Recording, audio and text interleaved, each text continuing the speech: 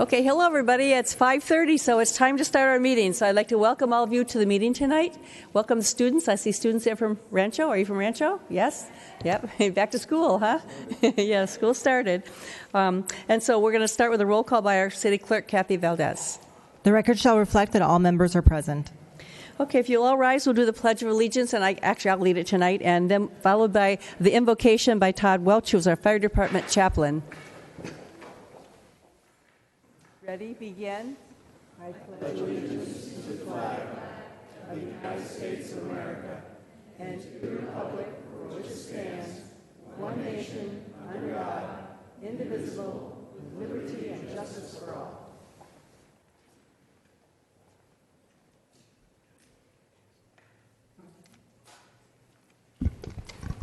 Welcome, Chaplain. Thank you. Thank you for having me. How do I sound? Am I okay? Can you hear me okay? All right. Please bow your heads while I pray. Dear wise and heavenly Father, in scriptures, you have said that citizens ought to obey the governing authorities, since you have established those very authorities to promote peace, order, and justice. Therefore, I pray for our mayor, for the various levels of city officials, in particular, for this assembled council. My petition for them is that you would graciously grant them wisdom to govern amidst interest and issues within our times, a sense of welfare and the needs for the people, a keen sense of discernment to do what is right, the ability to work together in harmony even if there are honest disagreements, personal peace and safety within their lives, for their family, as well as joy in their tasks. I pray particularly for the agenda before them, and I would ask that you would give assurance to what would please you and that would benefit the lives of those that work and live in the beloved city of Vista. So now to God our Savior, who alone is wise, be glory, dominion, and power, both now and forever. Amen. Amen. Thank you. In accordance with the Brown Act, I'd like to announce that as a result of convening simultaneous meetings, the members of the Buena Sanitation District will receive compensation of $147.75 for the district meeting pursuant to Buena Sanitation District Ordinance 2006-1. The approval of the agenda by our city manager, Patrick Johnson. Thank you, Mayor. There are no changes this evening. And we did have a closed session tonight, and I can tell you about a report taken in a closed session will be our city attorney, Darrell Piper. Thank you, Mayor. Yes, the council met in closed session on item CS1 on this evening's closed session agenda. No action was taken that is required to be reported at this time. Thank you. Thank you. And actually, there's no presentation scheduled tonight, so we'll go on to our consent calendar. And the recommendations on the following consent calendar will be enacted in one motion unless an item is removed from the calendar. And any member of the public can remove an item by submitting a request to speak card to the clerk secretary. Items removed from the consent calendar will be considered immediately following the adoption of the calendar. And so with that, we move to our consent calendar, which are items C1 through C11. And so don't have anything removed by the audience, anything removed by our council? Not seeing any, I would entertain a motion from... I'd make a motion to approve the consent calendar. Do I have a second? Second. Okay, I have a motion and a second. Please cast your vote.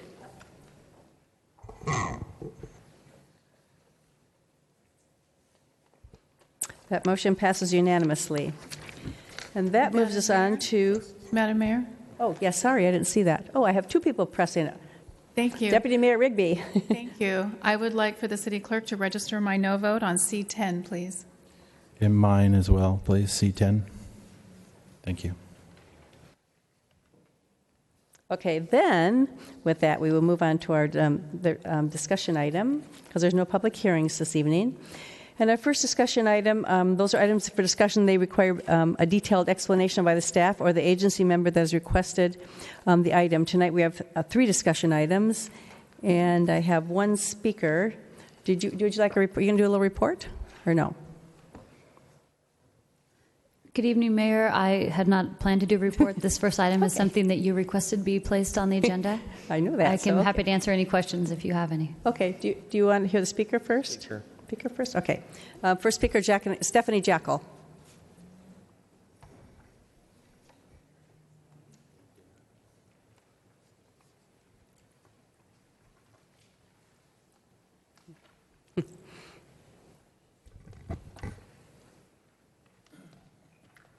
Good evening, Stephanie Jackal, 1500 Green Oak Road, Vista. This is regarding the Planning Commission appointment process. I sent a letter recently to each of you expressing my feelings about the interview and selection process for Planning Commission members that occurred on May 24th, and thank you for the replies I received. I think the general consensus in the community, and perhaps for some of you on the council, is that that process was dreadful, demeaning, and disrespectful of the applicants for the commission. Applicants for the Planning Commission and any city board or commission are people who are offering their time and their knowledge and their caring to help serve our community. They should be treated with respect, not made to stand before you to be grilled. The public interview process that we went through was degrading, and the public vote that evening was even worse. I don't really understand the need for the new process, but I've been told that more of the council members wish to be involved in the interview and selection procedure for the Planning Commission, though not for the other boards and commissions. If that's the case, then perhaps you could consider a process that's more collegial, kind, and respectful. Could you have an open, publicly noticed meeting in your conference room around the table where each applicant at a time could sit at the table with all of you and have a discussion, answer questions, whatever you wished. If members of the public wanted to attend this, they could certainly do so. The meeting would be publicly noticed. Then, following the interviews, after all the applicants had been excused, then the council could have its discussion and vote. The results would be available in the minutes, in the newspapers, and perhaps by letters from the council to the applicants. I hope you will consider a process like this to show applicants that their interest in our community is welcomed, appreciated, and valued. Thank you. Thank you. And actually, I brought that item back particularly because I was very uncomfortable with the way it was done the last time. And so I would prefer, I would ask my counsel, and I'll hear what they have to say, but I would prefer to go back to how, not exactly how we did it last time, because everybody didn't come to interview people the last time, but I would prefer to go back to maybe having it in is my time up?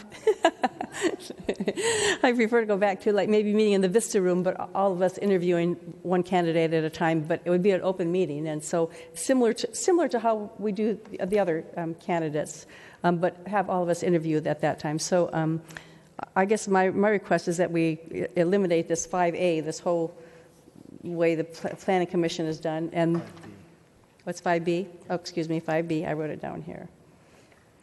5B, yes, it is 5B, and go back to doing it like we do the other candidates, and we could bring you could still come and vote on it here. You know, before we used to everybody, we would nominate somebody, and I would bring forward the nomination. And if you didn't agree, you could always say so here and change, vote differently. But anyway, so I'll listen to what you guys have to say. So I'll start with Councilmember Aguilera.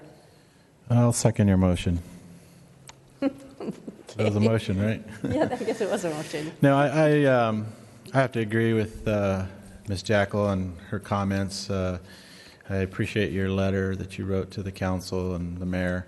I didn't appreciate how that went the last time we voted on planning commissioners. It's very hard to get up here. I know, I was on the planning commission for several years, and I don't know that I would have made the process. I probably would have walked away like one of our applicants actually did. And I felt really bad for that gentleman because I did have an opportunity to talk to him in one of our other interviews, which was a little more casual interview setting. And he's a very bright gentleman. He did very well there, but he obviously was a little bit intimidated in this public setting, and that's not what we're looking to do, I don't think. Certainly, at some point you do have to get up here when you're on Planning Commission, and I guess get over that. I know I had to myself, and I think it's something we learn how to do, deal with the public and all that, and over time that's something that you learn how to do. But I would agree that being able to do it in the Vista room, or how we're doing some of our other commissions, would make a lot more sense, and so I'm supporting this motion. Thank you for putting it on the agenda. Okay, yeah, it is scary to people. Well, you all know, because you have to stand up here and talk to us. It's a little bit scary. And I know it's where you all sit, in the back. Are you scared of us? Okay, Deputy Mayor Rigby. Thank you, Madam Mayor. I also was not happy with the way that whole procedure went that night. And I had also asked the mayor, I think, beat a few of us to the punch on getting this back on the agenda. But I thank you for bringing it back, and this is something we can talk about again. I would like to see us do the Planning Commission the way that we did all of the other commissions, which was the full council together in a publicly noticed meeting in the conference room, and in each candidate individually interviewed. So I would support, I think that was your motion, that we do it the same way we did the previous commissions. So I would be very supportive of that, and thank you for bringing that up. Thank you. Councilmember Franklin.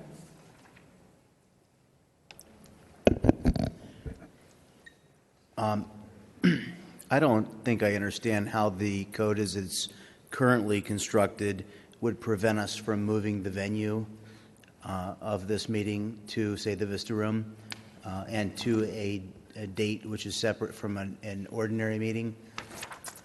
In other words, I don't think anything needs to be done to change the code in order for, I would agree with all the comments and with Mrs. Jackel's comments.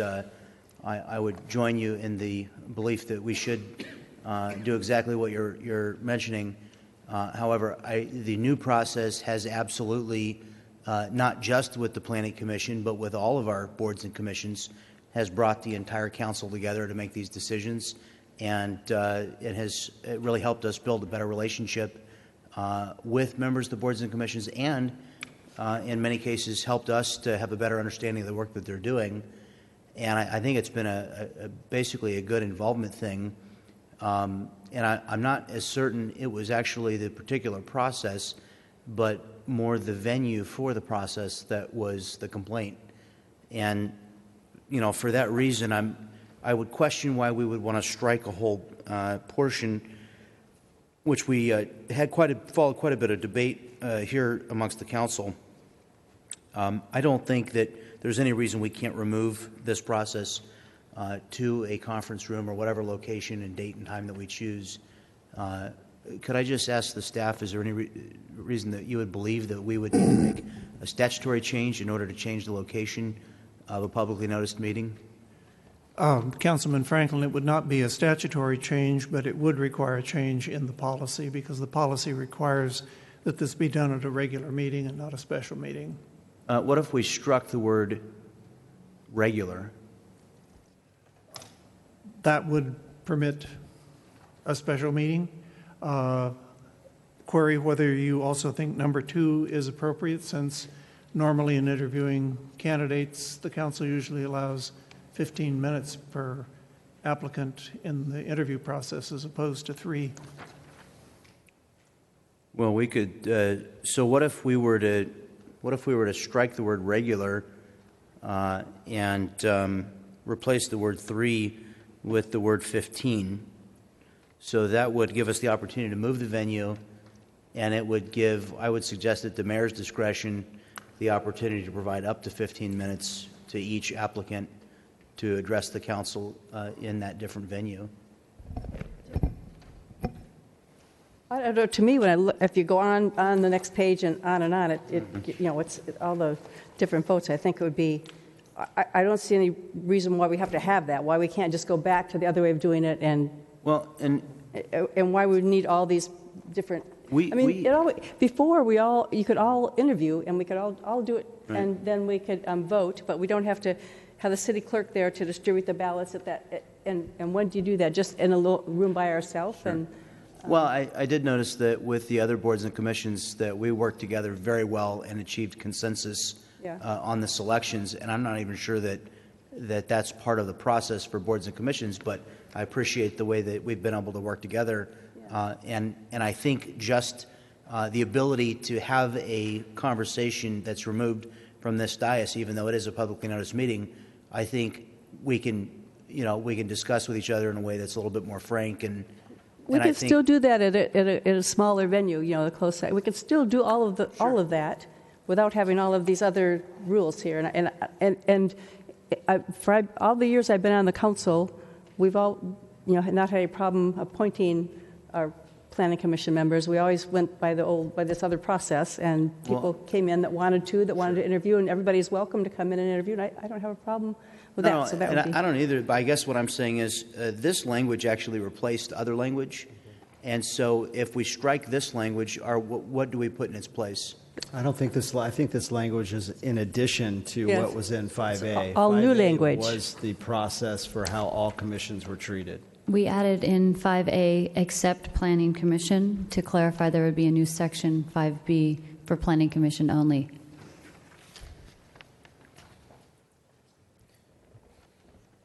So maybe we could go back and try it the old way and just get rid of this, and then if you find that that's not working, then we can bring it back again. Mm-hmm.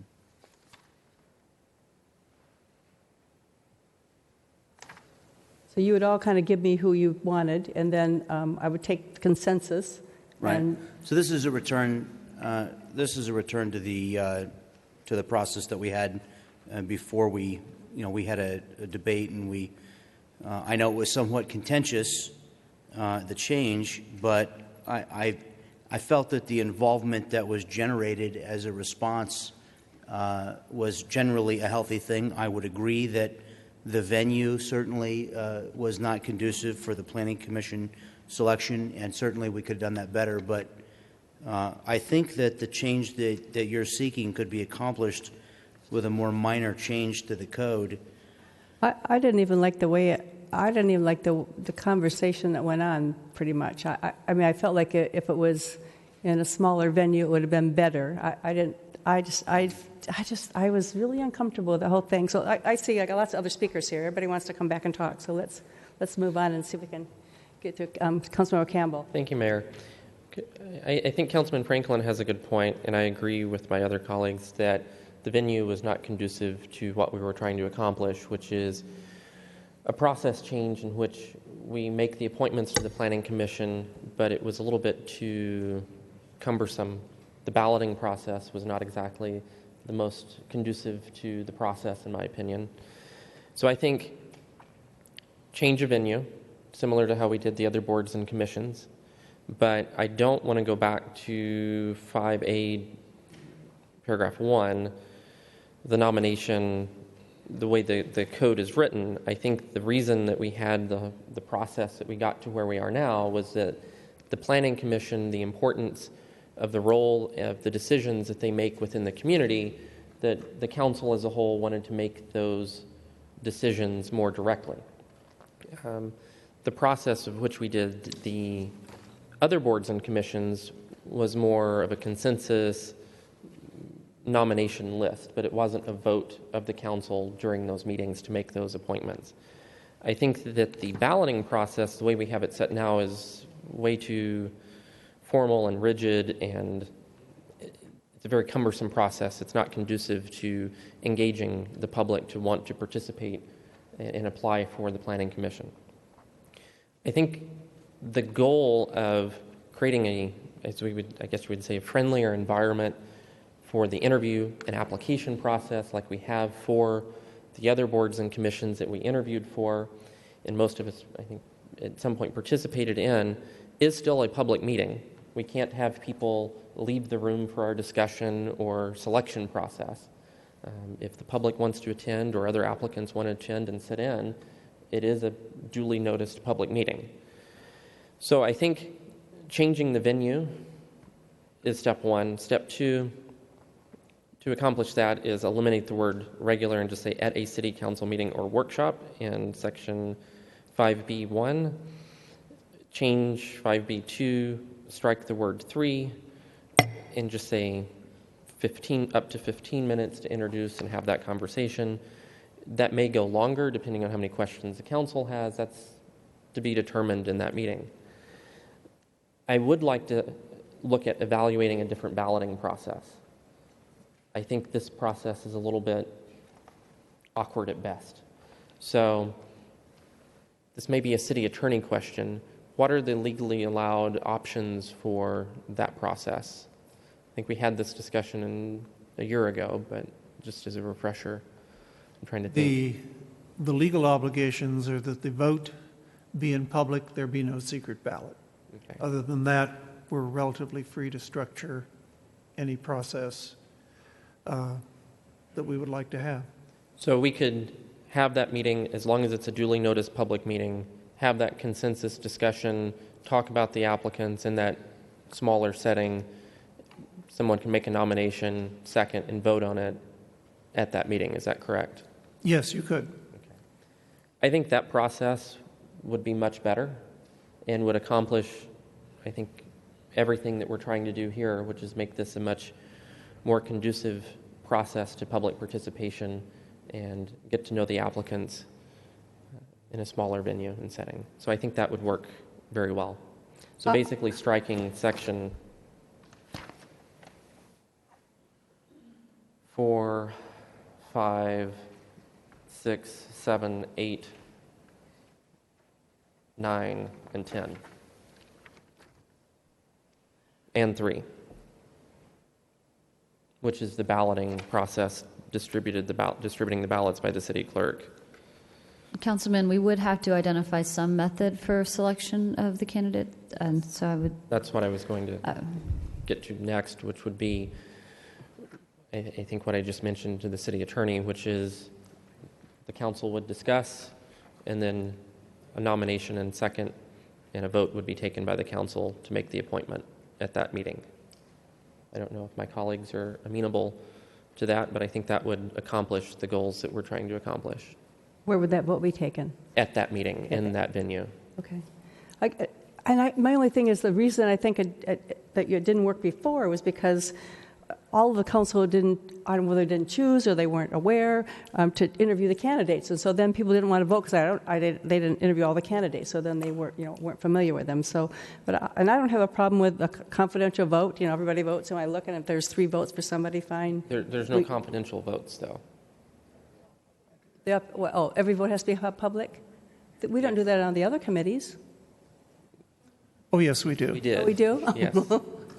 I didn't know that. Okay. All public. Okay. Well, we do it here. You mean here? Not here. So if we do it in the Vista room, Oh, okay. it would be a specially noticed meeting. So instead of splitting the process into 2 and then having another discussion following that meeting, we would interview the applicants, say it's a special meeting on a Tuesday at 5:30, 6 o'clock, whenever that time may be for that meeting. It's in the smaller venue. The applicants come. We have the same. I'm getting confused. So let's anyway. So let's go on, and we already have a motion and a second on the floor. So we'll go on to Councilmember Aguilera again. We'll start over here. I accidentally pushed my button, but since I have the opportunity, my concern is just really just get the politics out of it, because let's be honest, we're not saying it, but that's what the problem was last time. It was just very politicized because it was in this setting. It was part of a regular meeting. So I think that for those people that are interested in learning about the Planning Commission and who's being nominated and questions being asked, they'll have that opportunity to attend that meeting because it'll be a publicly noticed meeting. The balloting, I can care less which way we do it. I don't think that's going to matter as much in this situation. I think the balloting became a very difficult situation because, again, we're going back to, like Mr. Franklin said, the setting. It was a bad setting, so the ballots became a real issue in how they were going to come out and what they were going to actually reflect people's, what opinions they had of certain potential candidates. So we can do the ballots however you guys want to do it. Obviously, we have to do something So, I mean, just a ballot is not going to be as big a deal in that smaller setting, I don't think. The last time we had, a room full of people who had no interest, but suddenly became very interested. Yeah. And that's fine, and that is one of the good things that came out of it. But honestly, there's not going to be a whole lot of people that are going to show up for that meeting again. They were there for other reasons. But for those people that are interested and want to participate or just watch, the public meeting will be fine. So I'm okay with that. And the public process was we voted on, and then we brought it here to the public process to vote on it. Whoever the person was that usually the mayor, whoever the mayor was right. Put the name out there, and then if somebody didn't agree, they could always disagree or put another name out there. But the public process was we all, but when people didn't interview everybody, they sometimes didn't want to do that. So anyway, so let's go on. Deputy Mayor Rigby. Thank you, Madam Mayor. With all the discussion, I want to make sure that I understand exactly what your motion is. Would you please restate it for the record? I just wanted to get rid of 4B and go back to 5B. I got my glasses, so I can read it better. Okay. 5B, I wanted to delete 5B and go back to 5A, which is a nominating process that we do for all our commissions, and it's the same for all our commissions. And we all interview for all our commissions, and then we all determine who the people are, we vote on it, and then we bring it to the council and approve it. Yeah. That's our public process. So it would be 5A, 1, 2, and 3, and 4. So you would be going back to the previous process before we changed it to what it is currently? Yeah, except the fact that now you all are interested in going through the interview process, which before I think a lot of people weren't interested in it, so now we make an effort to make sure that everybody can be there on the day we do the interviews. Okay. That's not exactly how it's worded in the previous paragraphs, but like I had reiterated, I just want to have it, the Planning Commission, because it is an important commission to the city and the City Council. All of the council members should be there by schedule, not by invitation or request. So it should just be exactly the way we did the previous commissions and just keep it at that. So that's what I would like to make sure the verbiage is. So you want to keep 5B in and do it that way? In a different room? Is that what you're saying? No. No. You're saying 5A and do it that? Okay, got it. Okay. She's saying what you're saying. You're saying what I'm saying. We're just saying it differently. Okay. I'm just not going back the old way as far as you're going back. I'm not sure.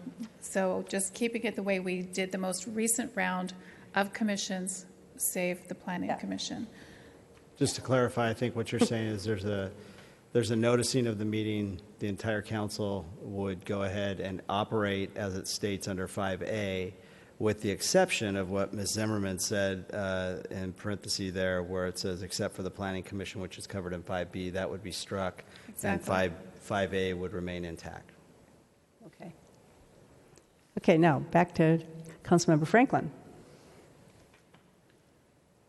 I believe that Councilmember Campbell and I are in agreement that if we were to strike all of Section B, that would be a return to the previous process under which the council did not have the same degree of input on the selection of the Planning Commission, and therefore, and I think that's what generated an interest and a desire to be present and participate in the interviews, was the ability to have input on the selection.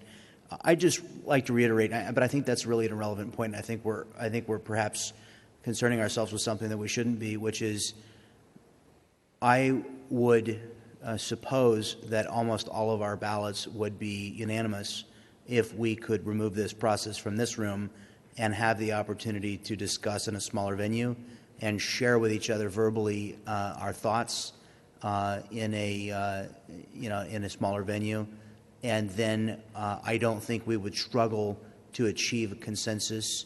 And in fact, I think we would probably see a greater degree of consensus in our decisions. And I don't think we would have multiple rounds of balloting unless in the absolutely extraordinarily rare circumstance where we truly were at loggerheads over the selection, which I frankly doubt would almost ever happen, because it really isn't that there's some contentious battle amongst us. I only say that for the benefit of the public, that anybody might think that we're really at loggerheads over who to put on the commission. I think there is a great degree of consensus, but this change to the process, and I know not all the members of the council were on board with it, but it really did give all the members of the council a seat at the table and the decision-making part of the process, and it generated that desire to take the time to be present, to be part of the interviews. I personally, in the beginning, had said that this was the thing I was really interested in, but I've taken the time to come and participate in all the board and commission interviews, and this has been an opportunity for involvement for myself personally, and I think maybe some other members of the council, that we didn't perhaps avail ourselves of before because we have this. So I think the point is that if we did strike the word regular, and then if we did strike the word 15 and insert the word, strike the word 3 and insert the word 15, I think that the process would play out exactly as you're describing, which would be the identical process to which we select the boards and commissions, all other boards and commissions. I really truly believe that process would look very similar if we were to remove it from this venue, because I think it is almost identical to the process that we're using for the other boards and commissions. So I truly believe that what you're trying to accomplish would be accomplished by simply removing the venue. What about the other side of the page? You're just looking at this side. You have to look at all the other No, things. I know, but this is only spelling out what happens if there is no consensus. But the reason you're more involved is because all of a sudden you got involved and you realize what the 5A says. It's the same thing. You can be involved. You can pick that way. This just breaks it down to, actually too much in my opinion. It's actually new, though. But it sounds like we're not. At this point, we're no longer really having a conversation about the venue because we're all agreed to the idea of moving the venue. At this point, we're really relitigating the issue that we litigated before, which is the particular process by which we select members of the Planning Commission. And you always had that. You always had that to come to the meetings. You always had that, but there was the lack of interest, and a lot of people, kind of like other commissions. Now I'm getting more interest, which I'm happy to have. So, I sincerely believe that we would not have the same difficulties with the process if we moved it from this venue. And so I close my remarks right now with the thought that I would like to support an amendment which would strike the word regular and strike the word 3 and insert in its replacement. Do we have to vote on the motions on the floor already, or? And I would offer that as a substitute motion. Okay. Do you have a second? I'll second that motion. And here's why. I think Councilman Franklin's correct. The goal we had a long discussion previously on the nomination and appointment process of the Planning Commission. 5A, if Assistant City Manager Zimmerman could correct me, that is a new policy, the way that's worded, the noticing of the meetings and how all boards and commissions are interviewed by the council. I don't believe so, but let me confirm. But the section, except for the Planning Commission, which is covered in paragraph B in the procedure for the vacancies and nominations. 5A existed fairly identically in its entirety prior to the changes. It's listed. Right, and it's the mayor shall nominate a candidate Correct. for appointment. And I think that was the issue before, was that the meetings frequently, it was not a meeting, it was an interview conducted by the mayor and one council member. And that was the typical procedure that was used for some time. And I think the problem that we had on several occasions is we got the interview packet too close to the time that the interviews were scheduled to properly notice a public meeting.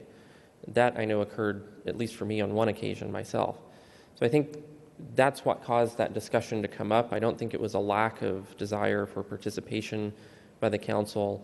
I think some of us wanted a more public process, especially for the Planning Commission, because of those the greater impact that the Planning Commission has on the community than some of our other commissions and the public interest that the Planning Commission frequently generates. So I think keeping it a much more required public open process and having the council be the appointer of the Planning Commission directly versus going back, maybe not as far back as 4 years ago or 3 years ago, but just let's not throw it out just yet. I would say let's try it in a different venue. That's going to accomplish, I think, 95% of what we're trying to accomplish in terms of creating a better atmosphere for that interview process, similar to how we did the other boards and commission interviews. The balloting process in and of itself, I think, was created to streamline the process for here in this venue, so the discussion didn't necessarily go on for half an hour for one candidate while they had to sit there with the general public who may be here on 5 other items, which created that atmosphere that was not conducive to the process. I think if we move it to the Vista room, we move it to some other room here in the building, it's a much more intimate environment. It's open to the public. We can sit down at the table, have that discussion regarding the qualifications of each individual candidate, move forward. If it's, as Councilman Aguilera said, if it's a ballot process, whatever that process may be, I think it will go much more smoothly in a different venue when we're able to have a much more in-depth discussion than what we had here. I think the challenge that was created by having the process carry out here in the chambers was that there really wasn't a discussion amongst the council members on the applicants, and we wound up having multiple rounds of balloting because we were writing it down on a piece of paper and passing it down to the city clerk without saying the rationale, why we support one candidate, why we think they're good for the city, ask more questions, which will inevitably occur in a different venue, in a different setting. So I think, according to this, you still have to do the same thing.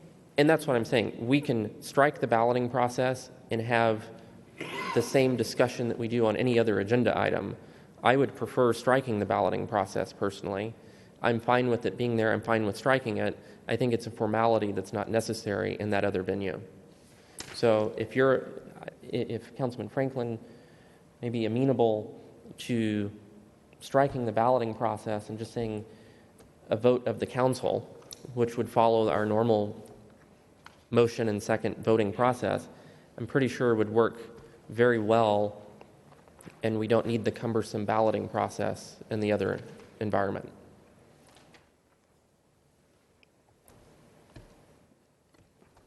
If I might address Councilmember Campbell's request for a change to the substitute amendment, there's quite a bit of language here in 5A1 that would need to also be removed and cleaned up. Well, I don't think what I'm asking for has nothing to, it doesn't impact 5A1. That's for the other boards and commissions.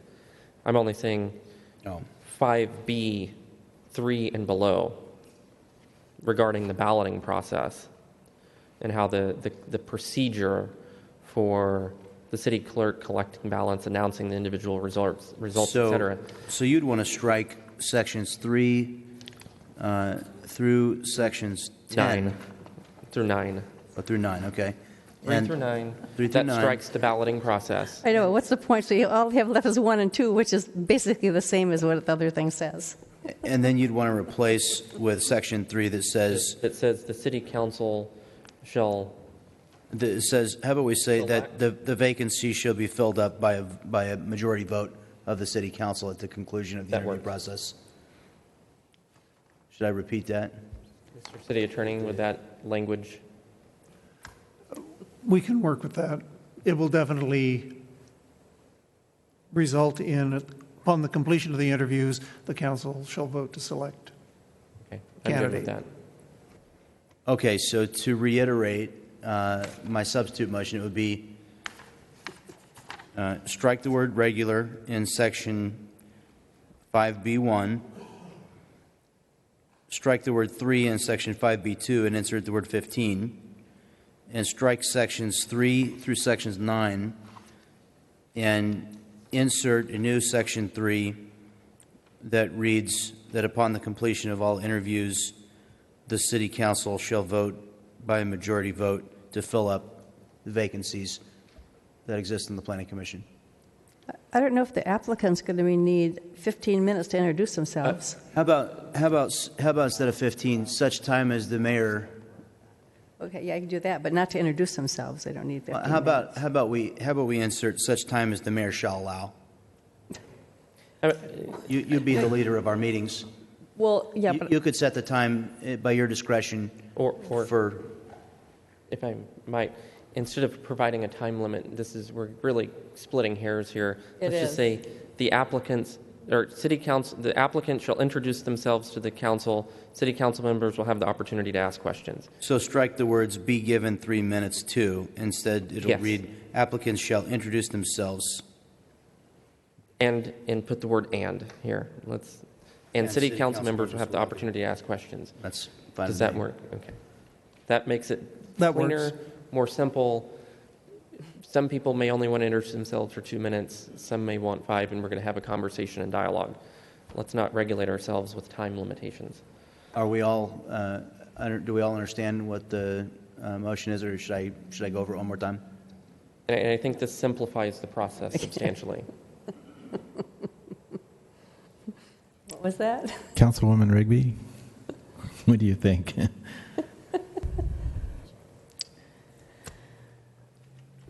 I think we're making it harder than it needs to be. I think, but then I go back and I look at 4, paragraph 4.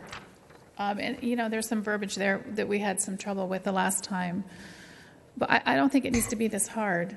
It shouldn't be this difficult to do this. If we just take out, as was suggested a long time ago, 5A, when an appointment will be made to a commission, board, or committee, except for the planning commission, which is covered under paragraph B, just take that out, and that includes the planning commission into this section. If I'm going to get down into the weeds of things, my issue is with the verbiage of 4B, but we're not talking about that right now. So we can just keep it with the planning commission. But Deputy Mayor, we didn't actually formally change the process for all other boards and commissions, and therefore that would permit whoever the mayor would be at the time that we met to deliver to us a preformed list of names with the expectation that we're going to vote on that preformed list. Right, which is what my problem is with 4B. But we had that discussion and we couldn't get it changed last time we discussed it. That's why we did it just for the planning commission. If I might be permitted to just again restate the motion, I think it's actually rather simple. There's I believe 3 parts of it.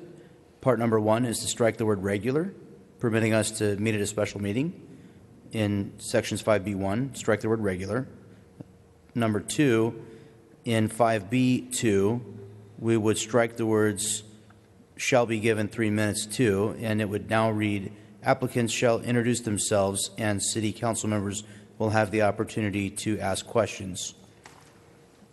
And then sections 3 through 9 would be eliminated, and a new section 3 would say upon completion of all interviews, the city council shall fill up vacancies on the planning commission by a majority vote of the council. We're speaking strictly planning commission. That clarifies that procedure very well.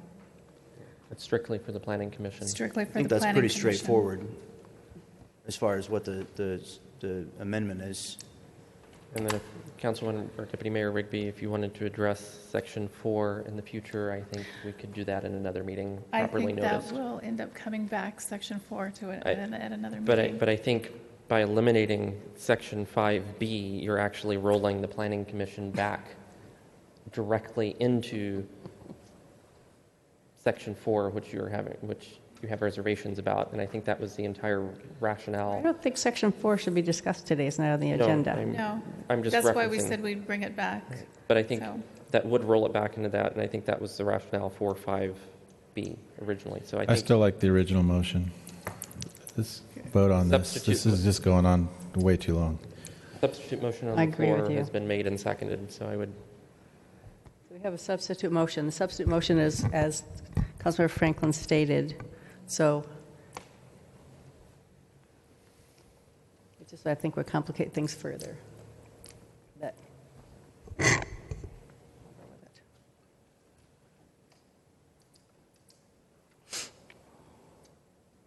okay, passes with one no vote. Okay, so that, does that come just back so to you us know, yes, again? it'll come back to you. We will make the ordinance change or the changes to the policy and bring this back to you at a future meeting. Oh, happy day, okay. Okay, so moving on to our next discussion item, which is the waiver of special event fees for the 2016 Alley Art Festival. Councilmember and I each requested this item to be put on the agenda for discussion. And do we need a report on this? We have a report. We have a lot of speakers, so should I do this? And before you do the speakers, maybe state why you brought this back. Oh, okay. We brought this back because they actually leave something in the downtown. They leave like art and things of value in our downtown when they come, and so they're asking to have the fee refund, the event fees waived on that because they are leaving things of value in the downtown. Did I state that okay? Yeah. Okay. Yes, Mayor, I would agree with that statement. Okay, so with that, we want to hear the speakers first, everybody? 1, 2, 3. We have 5 speakers. So the first one will be Tanya Yeager. Is Tanya here? Come up, you're first.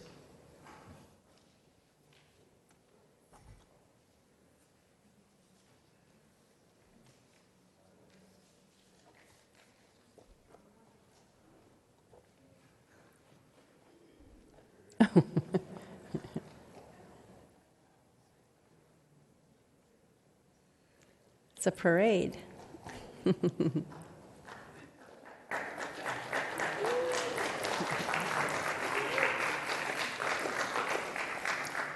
Beautiful mask. Thank you. Good evening, Madam Mayor and members of the council. My name is Tanya Yeager, and this is my son, Zane Bailey. He's the hind end of our cat here. We are with Twisted Heart Puppet Works, and we are a North County, specifically Vista-based puppet company. And we have been here operating this company for 4 years. I have lived in Vista all of my life. I did a brief stint in Tucson, Arizona, and then I came back. And my family is here. I'm super excited to do my art here. I wanted to come and talk with you just briefly about the support of waiving the fee for the Alley Art Festival. The Alley Art Festival really brings so much. We've been involved with it for the 3 years that it's been around. I'm super excited as a Vistan to have something that I can basically, share my art with other people and not have to go to places like LA or go to places like San Diego, but that I can do it in the place that I live and that I love very much. That being said, there is so much more than there is permanent art that's being left, with Alley Art Festival, but there's so much more that you don't see that Alley Art is giving to the people of Vista. I'm a part of that. My son is a part of that. And there are hundreds of people that are literally, they have a way to express their art, and they have a venue in which to do that with. And that means so much to me. And so I'm here in strong support of the waiver of the fees, just because we're giving a lot to the community. I have already put in hundreds of dollars worth of my time and my effort. I have a bunch of people and groups that are willing to come and make huge puppets and process with us in the Alley Art Walk. And it's worth time and it's worth money. And so that's what I wanted to say. And I just would urge the council to help support by waiving that fee. So thank you very much. Thank you. And thank you for supporting and allowing our whimsy in your room. We love your whimsy. Thank you.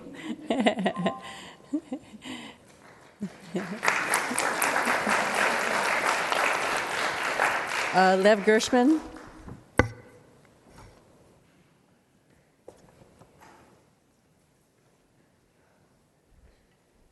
I don't have a mask. Good evening, council members, city staff. I'm here in support of the waiver of the fee for the Alley Art Festival. I would encourage you to look at it as a investment in the community. I believe it has a multiplier effect.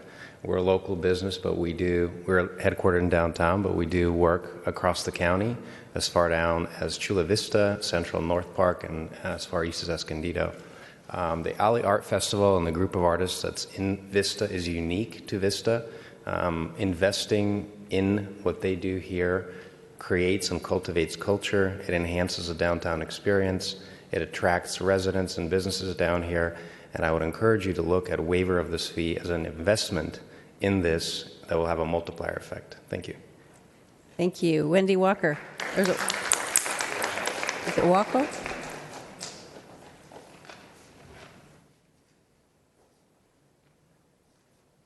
Hi, thank you for giving me a voice. I would like to also add my support in having our festival fees waived, also from what the past two people have said, but also because the dream of this festival was to help and support young, upcoming artists believe in themselves and that they can make a living and a career in art. And I really am in support of that and in support of the festival, and I respectfully request you to please waive these fees so we can use this money in better ways for this festival. Thank you. Thank you. Maureen Barrett.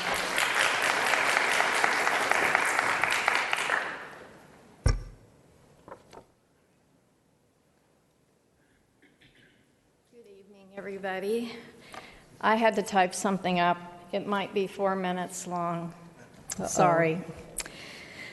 Madam Mayor, council members, City Manager Johnson, city staff, my fellow Vistans, I'm Maureen Barrick, president of the Vista Art Foundation. I'd like to address the wonderful partnership that the City of Vista has developed with the Art Foundation. As you may know, the nonprofit organization known as the Vista Art Foundation promotes art in Vista and North County by holding pop-up shows, lectures, the Alley Art Festival, and more. A big part of the success of the rebuilding of the Vista Art Foundation is the fact that it has recognized the value in developing mutually beneficial relationships with the City of Vista, the Art Commission, the VVBA, the Chamber of Commerce, and local businesses that include Art Beat on Main Street.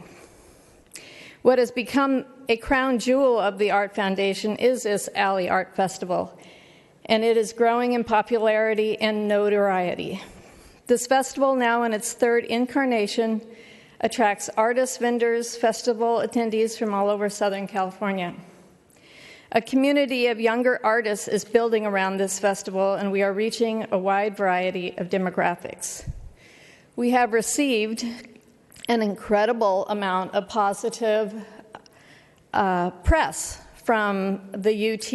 I think we've had probably 4 articles in the last 2 months.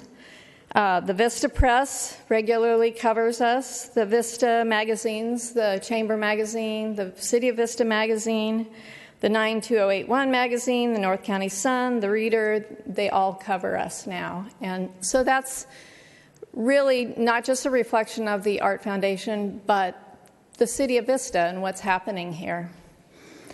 One of the most incredible aspects of this festival that it leaves behind permanent public art installations for the citizens and visitors to Vista to enjoy year-round.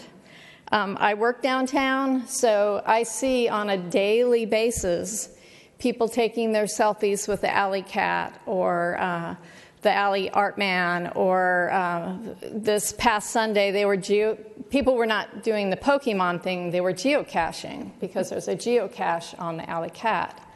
So we're getting people to come down, and even the Pokemon thing, all these little Poke spots are around these public art that we leave. Past donated installations include the Alley Art Man sculpture, the Alley Cat sculpture, the Space Coyote mural on the Avo, the Boogie Birds on the back of the curbside, the Hummingbird mural on the Crozier wall.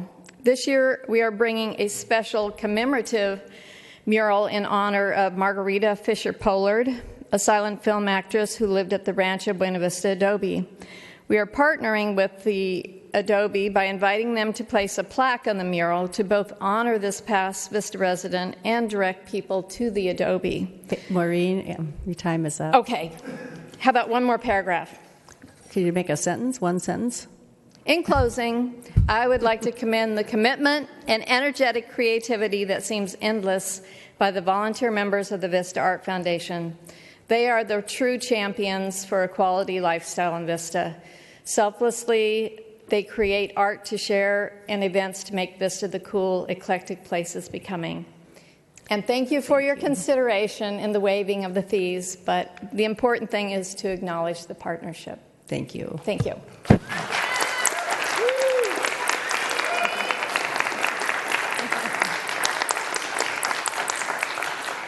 Chad Spinks.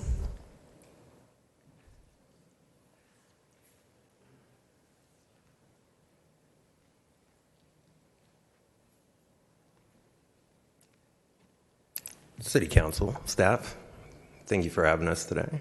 And I just wanted to speak on behalf of first, my name is Chad Spinks. I live at 243 North Citrus Avenue, and I am the creative director, graphic designer for the Vista Art Foundation.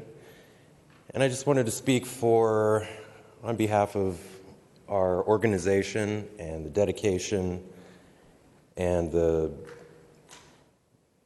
passion of all of the artists that we've worked with. And it's been a pleasure to work with all of them and see how dedicated they are to this cause. And we want to continue doing this, and it's been a labor of love for all of us. And, we didn't do this to get rich or, be infamous or anything, but, we feel like we're creating a voice for people in the community who, feel like maybe they haven't been heard, or, just to have a form of expression has been really good for a lot of people. And I don't know if you've been to the Alley Art Festival, but if you come out, you see all types of people come out, people who feel that they're not an artist. I hear that all the time. They say, oh, well, I'm not an artist. It's like, everybody's an artist, in their own right.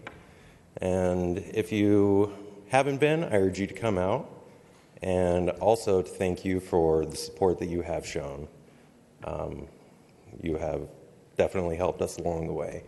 And any help you can provide us would be greatly appreciated. Thank you. Thanks.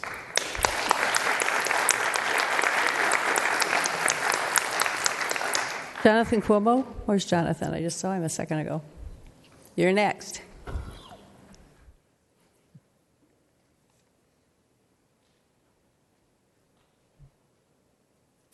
Good evening, Council. Sorry for my tire. Drove 80 miles all the way down here from Orange County. What I wanted to say, first of all, is to our friends at the Art Festival, thank you very much. You have to say, hey, Jonathan, you got to talk to us. Oh, thank you very much. We can hear you back there. Yeah, okay. Thank you for them for being who they are. The volunteers that are true volunteers. All you guys know that I have been a volunteer downtown for a decade. These guys are some of the greatest volunteers this city will ever have. They do it not like Chad said. They don't do it for getting rich. They do it because they love art. They show the passion of how this town is changing, and they want to be part of that change.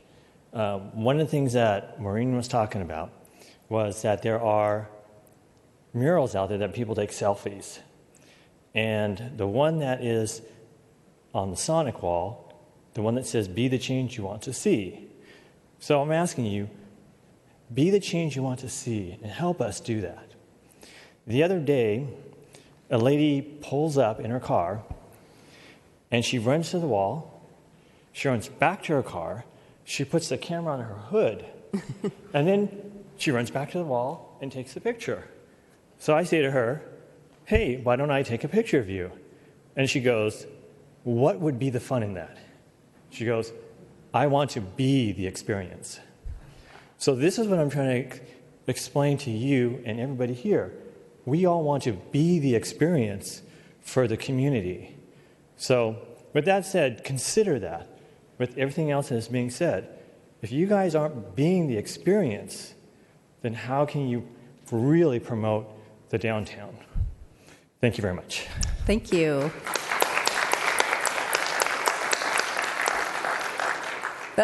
Jonathan's our last speaker, so I want to thank all of you because I do support you and I want you to be the experience. But I guess my problem, and I'll go first and then I'll leave it to the council, but is because my problem is that we have like the Strawberry Festival, we have all sorts of things downtown. And once you start waiving fees, we have staff that has to set up the, closing the roads and things and all that. So once we waive the fees for one person, then we have to waive it for, you have to be fair to everyone. So that's really the problem. But I'm happy to try and help you. I'd pay the fee if it wasn't so much money. It was more expensive than I thought it was. So, but I'm happy to help you try and find somebody to help pay the fees. But anyway, I can't support waiving the fee because I can't. I don't want to start a precedent in our city of once I waive it for you, then waiving for everybody that will come forward. Because everybody does things for, like the Strawberry Festival. They bring people into downtown. They do a lot of things for our city, and there's other people that do things also for the city. So anyway, I want to go with Councilmember Campbell. Thank you, Mayor. So I asked for this item, as you did individually and separately, to come back to the agenda because I want to have this discussion, not just for this item, but I want to say I think at some point I would like to have a discussion item put on the agenda to discuss how we look at a policy for waiving fees for events that create economic activity within the city and bring a substantial benefit to the city of Vista, far greater than the $1,700 or $2,500 that we get from street closure fees and some staff time. These types of events, especially the Alley Art Festival event that leaves something substantial of value behind for all the residents of the city to enjoy, are worth far more than the dollar amount that we are charging an organization that's a nonprofit that's trying to benefit the community, that creates a substantial burden of $1,700 cash for a nonprofit that's a small organization is a difficult amount of money to raise. So I do understand your concerns, and I believe some staff concerns about creating precedent, but I think we can individually evaluate different organizations that create substantial value that's left behind within the city, whether it be art or significant economic activity that benefits all the community of Vista. I think that's what the city is here to do, is to provide a better place for our residents to live. I agree. This amount of money, $1,700, is a great investment for the city to make, in my opinion. I think there's very little else we could do that would generate such a long-lasting and long-term benefit, especially for our downtown, than an event such as this for this amount of money. So I'm going to make a motion that we waive the special event permit fees for the 2016 Alley Art Festival and would request that a discussion item be placed on a future agenda that I can talk with staff about when that would come back to discuss the broader policy of our fees for special events that have substantial benefit to the city.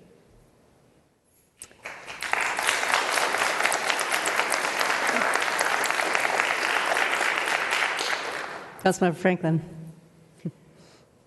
Well, I absolutely support the Alley Art Festival and the Vista Art Foundation. I'm personally a contributor. I pledged to Jaden last time she was here to talk to us support, and I sent it in, and I think we helped find some other folks give. And I personally would I would give to the effort to help finance this. I will make another contribution to support this particular need that you have. I agree with what the mayor's saying about setting a precedent, and in reality, we are now having a conversation about whether we will charge this fee for any such event.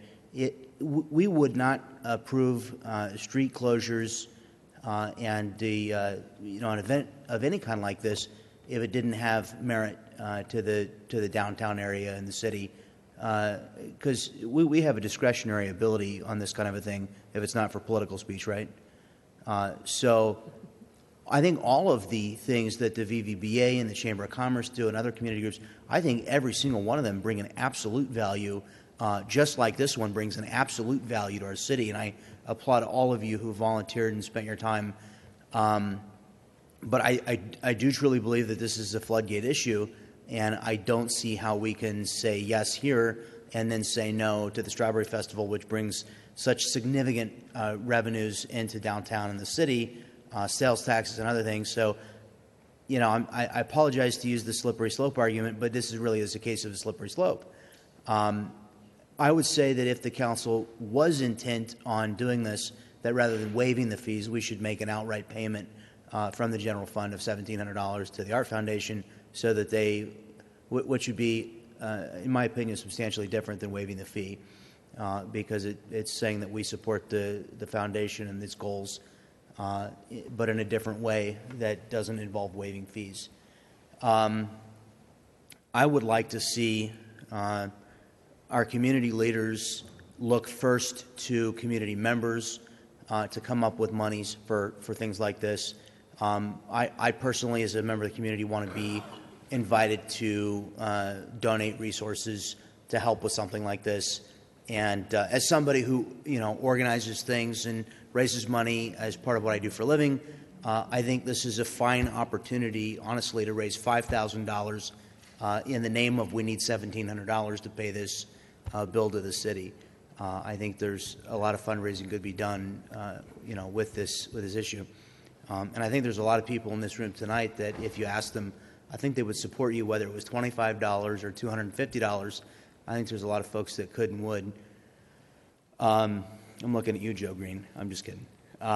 Anyway, I think I'm not opposed to supporting the Art Foundation in the request. I would say instead of a waiver, if we're determined to do it, that we make a direct payment instead, as I think that's more accurately reflects the action that we're taking and creates less of a precedent. But I would also just, I would repeat the mayor's caution that we're going to have a difficult time with this issue in the future based on the action that we take tonight. And it's not a statement. It doesn't reflect whether we value the Art Foundation or the Art Festival or art in Vista. It's simply how do we handle this specific issue of recovering costs for staff time and expenses and the police expenditures. And I kind of worry that if we do the general fund, it's the same slippery slope, and that's like a gift of public funds, I think. I don't know. You could probably... I have one more speaker here. Okay. I want to hear that. Cliff Kaiser? Thank you, Mayor and Council. A couple of comments. I would suggest that the precedent being set here tonight by you waiving these fees is a precedent that we will, as a council, evaluate every event and every entity that comes to us and decide whether there's merit in it or not. Now, here the Vista Arts Foundation, and particularly the LA Art Festival, is a fledgling event and organization. It's only in its third or fourth year. So you're going to set a precedent that, yes, we will evaluate waiving fees to make something successful in the long term. You don't have to waive their fee next year. You could evaluate it next year or the year after that.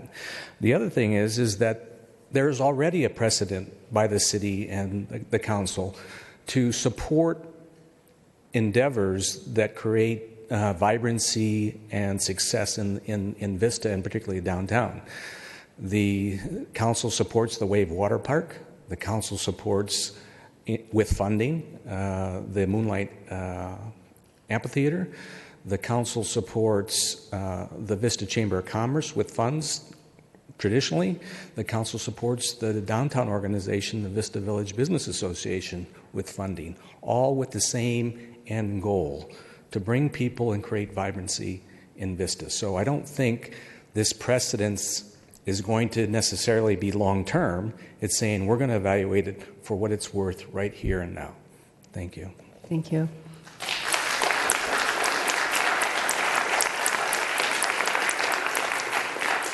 Councilmember Campbell. Well, I think Cliff just said pretty much what I was going to say, which this is something that we would evaluate on a case-by-case basis. I think there's certain organizations that are well established. $1,700 for the street closure fees to them is just part of their budget. They know it's part of the process. It's included.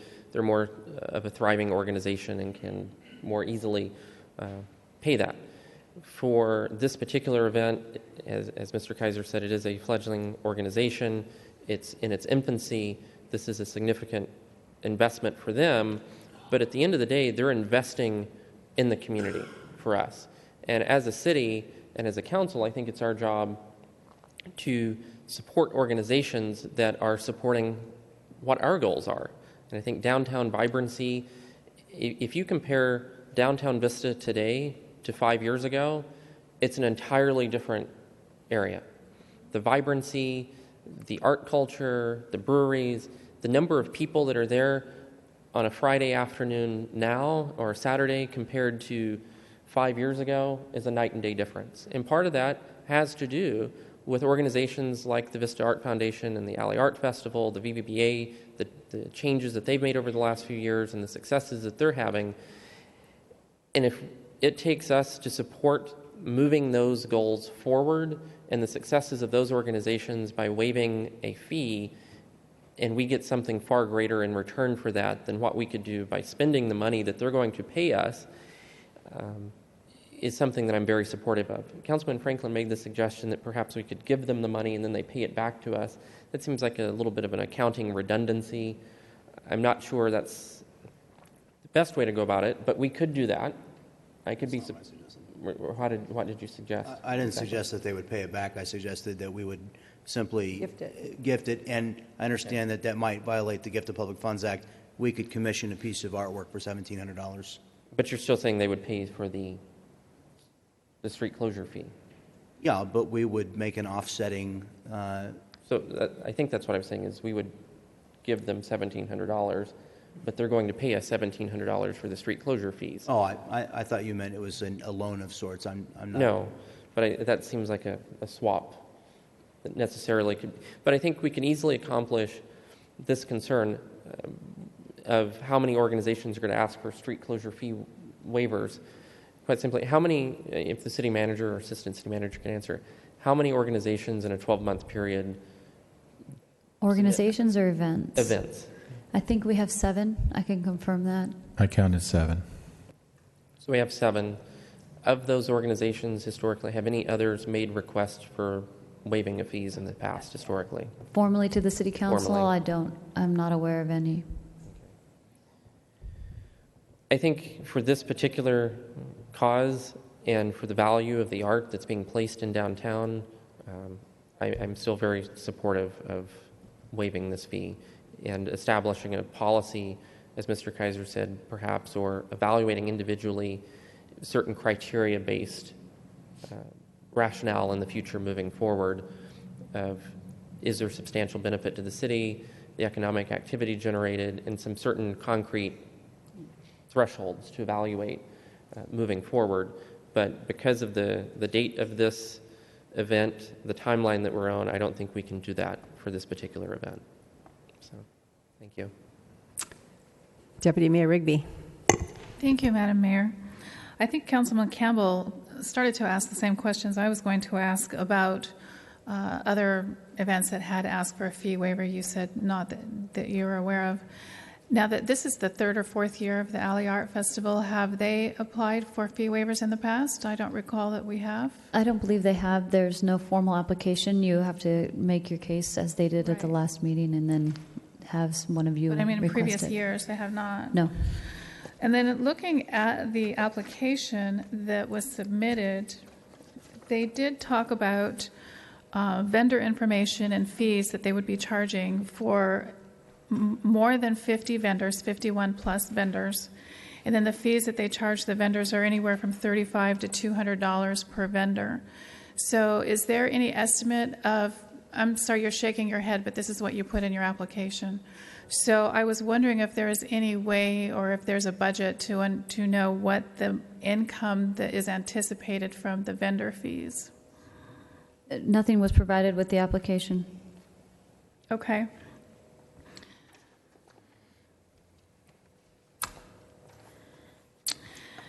In addition to staff for maintaining, observing, patrolling the road closures, and if you look at the map, there are quite a few places where the road would need to be closed. And they want the city to cover the cost of electrical expenses, some of those electrical expenses. I understand in here there's a generator or two, but also city electricity. What other costs would be incurred besides road closure? The bulk of the cost does come from road closures. The application is requesting the event to run in terms of how the street is closed down from 5:30 a.m. until 11 p.m. So that's a significantly long day, a time and a half, because this is overtime that would be worked by most employees. There are 8 major road closures in this application, and then a handful of smaller ones where an alley might provide a cut through. In addition, because there's alcohol, I'm assuming that there are some costs in there for law enforcement. Nothing huge, but that again would be an additional cost that we would be incurring from the sheriff's department to provide those services. So that's not calculated into the $1,700. It is, but it's an estimate at this time. Then, from when they clock in and clock out, we actually provide a firm invoice post-event. The $1,700 is the estimated cost. I believe that there's a $100 permit in there, but then the bulk of it would be the traffic measures and the security. Okay, thank you. I appreciate it. Councilmember Aguilera. Thank you, Madam Mayor. Yeah, this is definitely a tough one, always. I, as you know, have actually been down to your festival. I was there last year, and I had a good time, participated in the parade and all that, so it does get a lot of people out there. The reason I'm having a hard time with it is I get approached all the time by nonprofits, Little League, girls softball, Boys and Girls Club, can we get this wave? Can we get that wave? I've even had organizations that represent human trafficking approach me to get fees waived for the community center next door. So that's just why we're struggling. It's not that we don't want to support you. And initially, I liked Councilman Franklin's idea, but it does seem like an end around. So I don't think I can support that. My question to staff, we have the Alley Art Festival. I've got Strawberry, Christmas Parade, St. Patrick's, Rod Run, Taste of Vista, which I think the Rod Run's 2 of them maybe, but Taste of Vista, barbecue competition. Do they all pay $1,700 or is it different? It's different for each event. For example, the Barbecue Classic, they come in over multiple days, so they actually pay more based on the amount of time they need. The Strawberry Festival, while it is just a one-day event, is much larger in scope, so their fees will vary based on everything they have going on with the multiple stages and the beer garden and the runs and all that.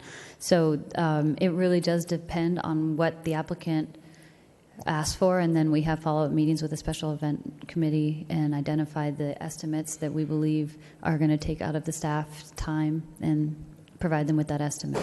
Okay, so it's not as easy as 7 times 1,700. No.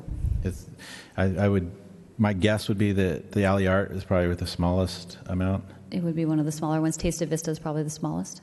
Okay. And then, so I guess, yeah, that's a concern, because I think my guess was going to be maybe tens of thousands that we'd be waiving in the end if we started waiving for all these organizations that bring people down. So I used to be very involved with Little League, and they wanted their fees waived at the sports park, and I did fight for that, and then I started getting it as well, so I didn't get my fees waived, even though my wife was the president. So that was tough to go home to that. Yeah, but it's just it is a slippery slope that we're going down, and one of the things that I know council, one of our goals is, it's just a long-standing goal that we have, is trying to be fiscally responsible. So I'm not sure that this is helping us meet our goals, and I always go back to our goals, which I carry around with me, and this may not be conducive to meeting all of our goals. My question is, and this is not a challenge of any sort, but if it's beneficial to Vista and the businesses downtown, have we approached some of those businesses to see if they could pay for the fees? Because they're the ones that are directly benefiting from this, and not. Well, they're the ones that are benefiting, and I'm wondering if you can't talk to. I'm just going to throw some businesses out there, but Belching Beaver, yeah, Urban, they're going to get the spillover of this. Mother Earth going to get the spillover, and I think they'd all appreciate it. So I don't know. I'm very conflicted right now. Like I said, I had a great time going down there last year. Met some great people. The art is something that is drawing people. I do see that myself when I drive downtown. I see people stopping there, looking at it, trying to figure out what it is sometimes. But a lot of selfies, which is really cool. And I think it's all publicity for the city of Vista. So, but so are the other events that we've mentioned as well. So, thank you, Councilman Franklin. Well, I'll ask also, have you approached VVBA or the Chamber of Commerce to ask about partnering, maybe doing a revenue sharing with them where they could help upfront some costs and also share some revenues? Because I'd love to see you make the Alley Art Festival bigger and draw more people. I'd love to see us attract a lot of people to Vista, to see the artists and the art that we have here. So I think there's an opportunity there, but it sounds like you've pursued that and you haven't had success. So, well, and anyway, I'll conclude my remarks. But I certainly will do what I can to assist you, and will help reach out to others to help you meet your needs.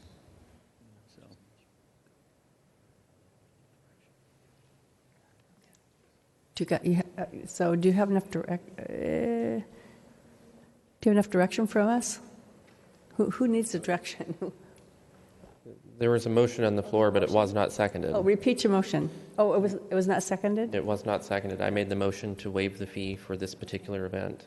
Okay. Gosh, I'm so conflicted, and I'll make a donation to.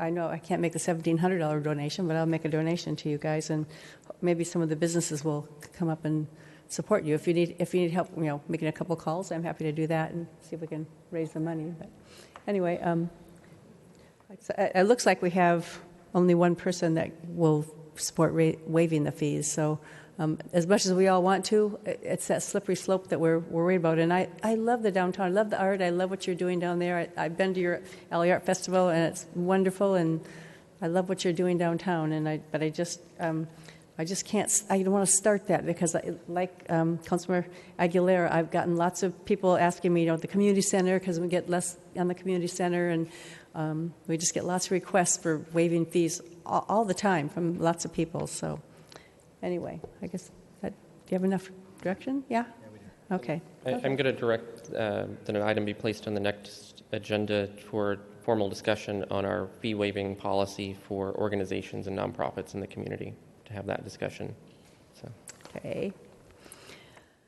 Okay, so with that, I guess we're going to move on to the fire department update, and Fire Chief Hahn will provide the support.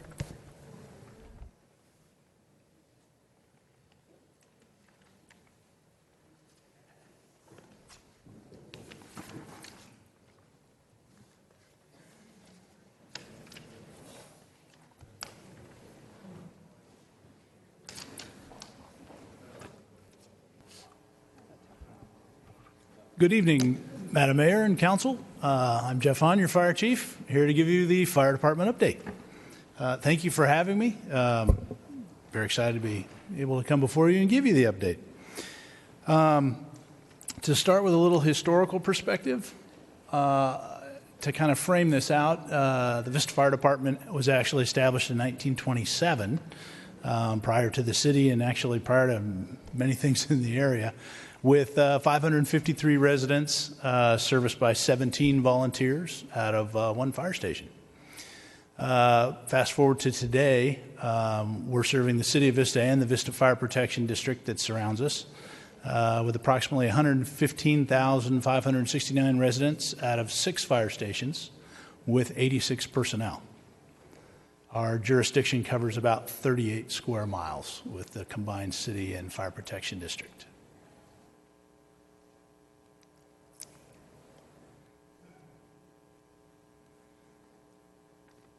There we go. To take a look at that, provided a map there of Vista with the district around it.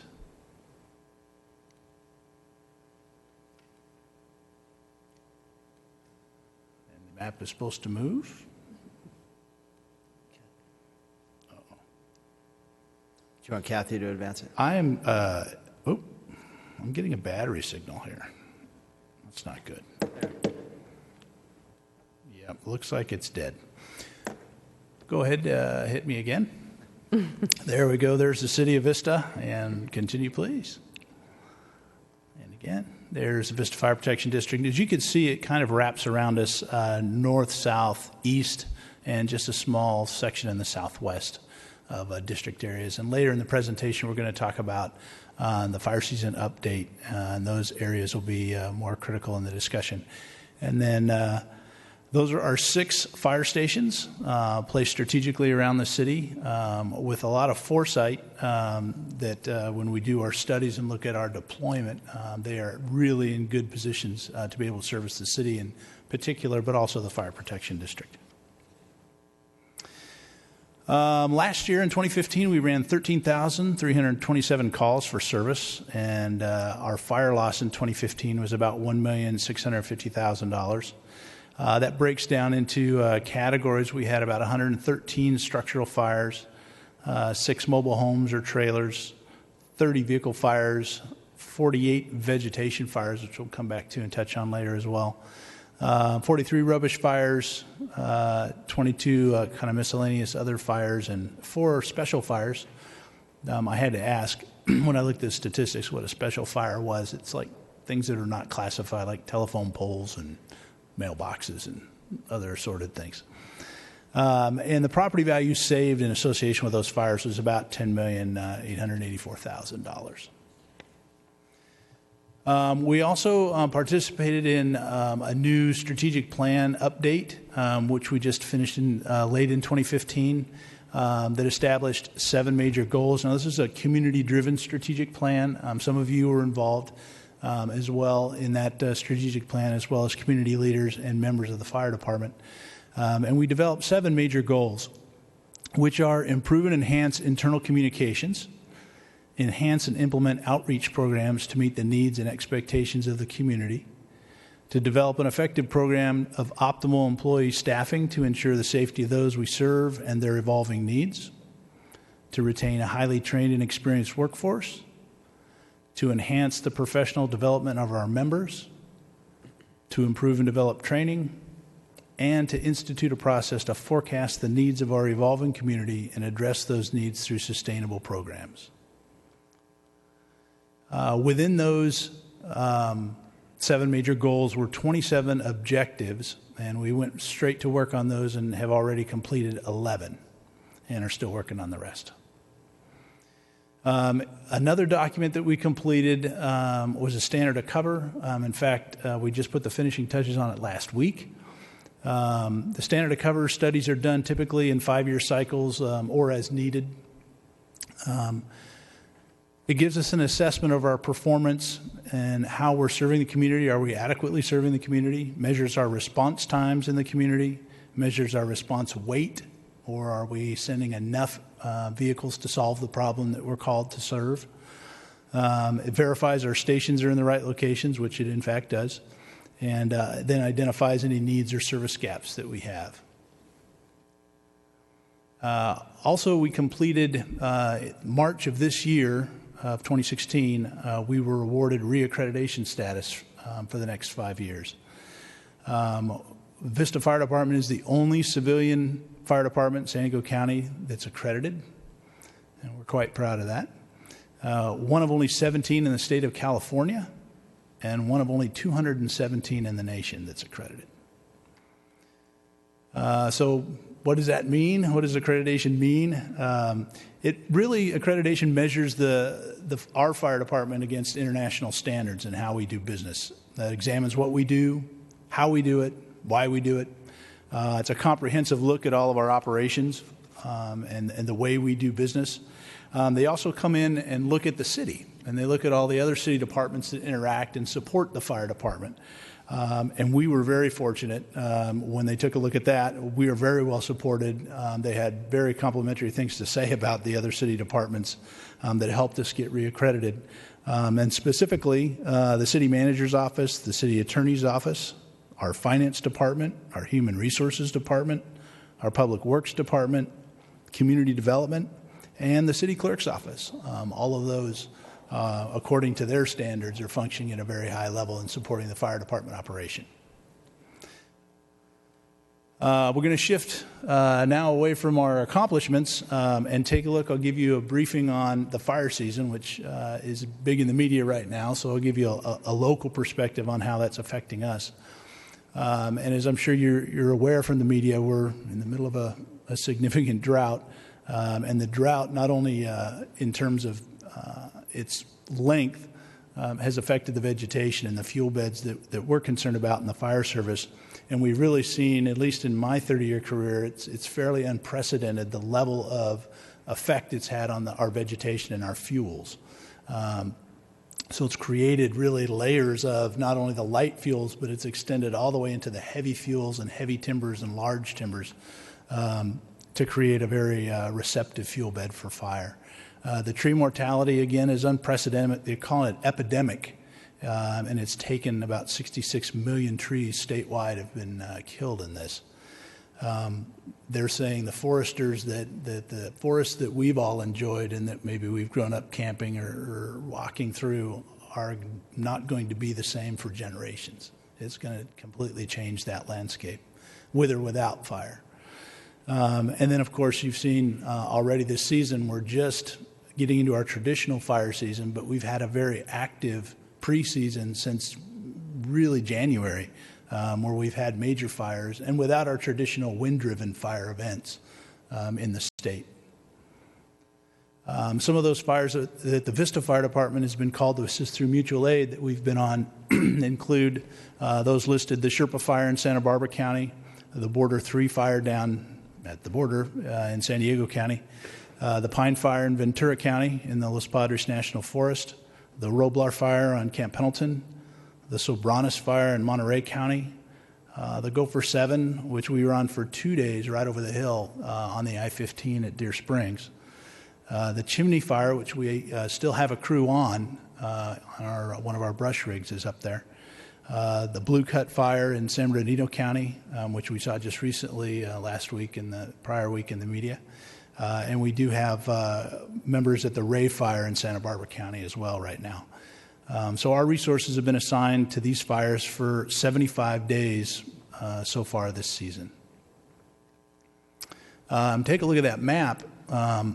Something of note in looking over the years at these fire potential maps, this is a different one for the state of California in that you'll note the coastal plain, pretty much all the way up the state of California is at very high, significant, above normal risk for fire, and that's unusual. And then we have the east side of the Sierra, and then, of course, you can see throughout the U.S. the other areas in the Rockies. But a significant portion of the western United States is involved in this high risk potential. How that can affect us here in Southern California is when that large of an area in the west can absorb a lot of federal resources. And then, of course, looking at the state of California map, like is what's going on right now today, a lot of state resources, which If we have numerous fires going in the region, it can really stretch those resources if we have local fires here. So our outlook for August through January, what's our traditional fire season? Everybody's aware of the El Nino condition that sort of missed Southern California that we were really hoping for in the fire service to provide some precipitation. We did not get that, and now has formed into a La Nina. And the impact or implications for us in the fire service is the effect that it has on the Santa Ana development. And what the Weather Service is briefing us and telling us that those Santa Anas in a La Nina are going to be more frequent and more powerful. The good news is that they will be shorter in duration. So hopefully that will be helpful. So we could be in for a stronger Santa Ana season. And taking a look at some specific profiles, go on to the next one. This is another action slide here. Here we go. We have some traditional areas that we look at, and you'll notice that a lot of these come through our fire protection district that's surrounding us. Fires that we talk about and pre-planned for, such as our Gopher Canyon area. We just talked about the Gopher fire that was named the Gopher 7 out on the I-15 that's at the Merriam Mountain approach to Vista.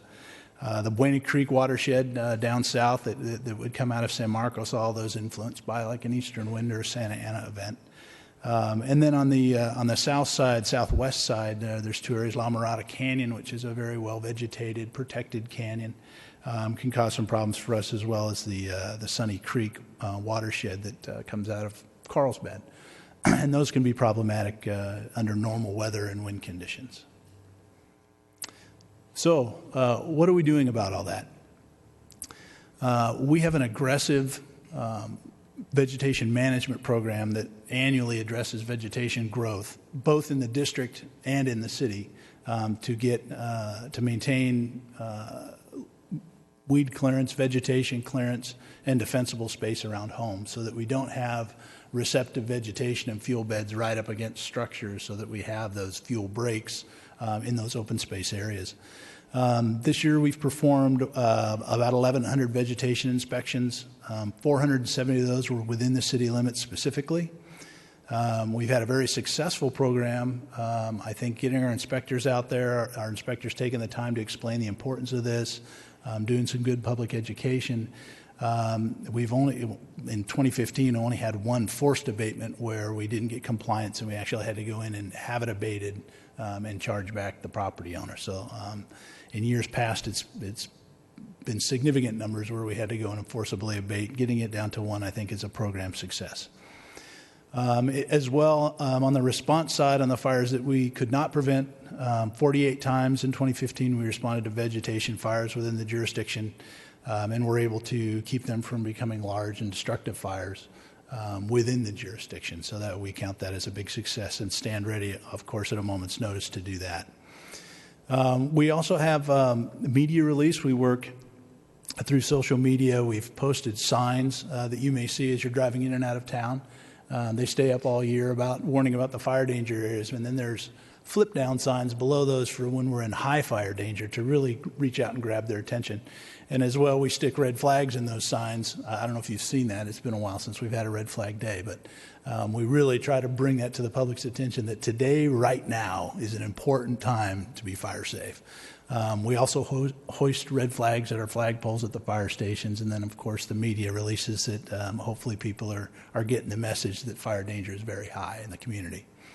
And finally, we use our senior volunteers in a patrol attitude to go out and patrol the high wildland areas, and they go out and talk to people that might be doing things that are not a good idea to do on those days, welding, grinding, doing yard work with gas-powered equipment out in the weeds. When they decide to do it on those high wildland days, we remind them that's not a good idea. And then, of course, if they see fires, to report them early.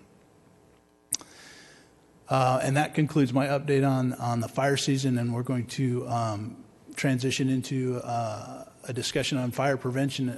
Some of these items came up a couple of council meetings ago, so I think we take this opportunity to take a look at our fire prevention efforts. So our Fire Prevention Bureau performs state-mandated inspections And some of those are our schools, assemblies, multi-residential housing, which includes not only apartments, but hotels, motels, homeless shelters, and the jail that we have in town.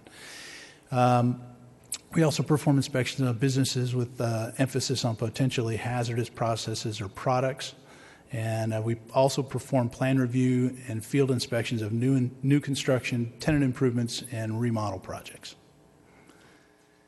In addition to that, our Fire Prevention Bureau completes the annual vegetation management program that we just spoke about and performs all of those field inspections. They receive and investigate complaints. They perform fire investigations, and they perform all of the public safety education and public relations with our department. Currently, fire prevention has 3 inspectors plus the fire marshal. The Vista Fire Protection District has a contract with us that pays for half of one of the inspectors, so that inspector spends half of his time in the Fire Protection District performing fire prevention inspections. So one inspector spends all of his time on new construction, plan checking and inspections. One inspector is dedicated full-time to city inspections, and then the one inspector is half-time in the city and half-time in the district. So with 1.5 inspectors in the city performing inspections, our records are indicating that we can get about 500 inspections per year, depending on size, complexity, and follow-up visits accomplished.